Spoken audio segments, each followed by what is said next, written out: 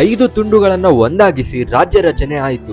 ಆದರೆ ಆ 5 ಪ್ರದೇಶಗಳ 100ಕ್ಕೂ ಹೆಚ್ಚು ಕಾನೂನುಗಳನ್ನ ವಿಲೀನಗೊಳಿಸುವುದು ಮುಖ್ಯಮಂತ್ರಿಗಳಿಗೆ ಸವಾಲಾಗಿದ್ದು ಏಕೆ?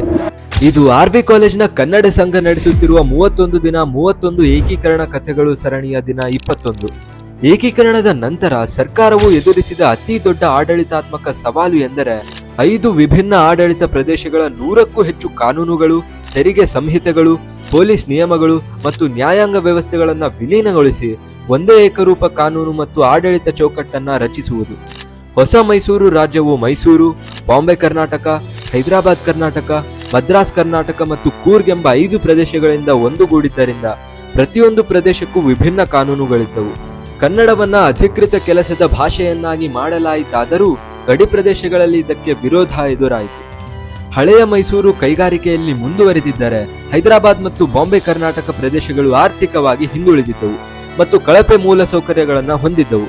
ಸರ್ಕಾರವು ಸಮತೋಲಿತ ಅಭಿವೃದ್ಧಿಗೆ ರಸ್ತೆಗಳು, ಶಾಲೆಗಳು, ಆಸ್ಪತ್ರೆಗಳು ಮತ್ತು ಕೈಗಾರಿಕೆಗಳಂತಹ ಮೂಲ ಸೌಕರ್ಯ ನಿರ್ಮಾಣಕ್ಕೆ ಆದ್ಯತೆ ನೀಡಬೇಕಾಯಿತು.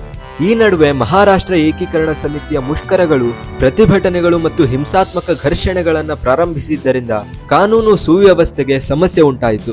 ಹಳೆಯ ಮೈಸೂರಿನ ಪ್ರಾಬಲ್ಯದ ಭಯವು ಕೆಲವು ಇತರ ಪ್ರದೇಶಗಳಲ್ಲಿ ಅಸಹನೆಯನ್ನ ಹುಟ್ಟಿಸಿತು. 1956ರಿಂದ 60ರ ಅವಧಿಯು ಏಕೀಕರಣಕ್ಕೆ ಒಂದು ದೊಡ್ಡ ಸವಾಲಾಗಿತ್ತು. ಮೈಸೂರು ರಾಜ್ಯವನ್ನು ರಚಿಸುವುದು ಕೇವಲ ಒಂದು ಆರಂಭವಾಗಿತ್ತು. ಬಲಿಷ್ಠ ಕರ್ನಾಟಕವನ್ನ ನಿರ್ಮಿಸುವುದು ಇನ್ನೂ ಹೆಚ್ಚು ಕಷ್ಟಕರವಾಗತೊಡಗಿತು. 1957ರಲ್ಲಿ ಮೈಸೂರು ರಾಜ್ಯದಲ್ಲಿ ನಡೆದ ಮೊದಲ ಸಾರ್ವತ್ರಿಕ ಚುನಾವಣೆಯಲ್ಲಿ ಅಖಂಡ ರಾಜ್ಯದ ಮೊದಲ ಚುನಾಯಿತ ಮುಖ್ಯಮಂತ್ರಿಯಾದವರು ಯಾರು? ಕಾಮೆಂಟ್ನಲ್ಲಿ ಉತ್ತರಿಸಿ.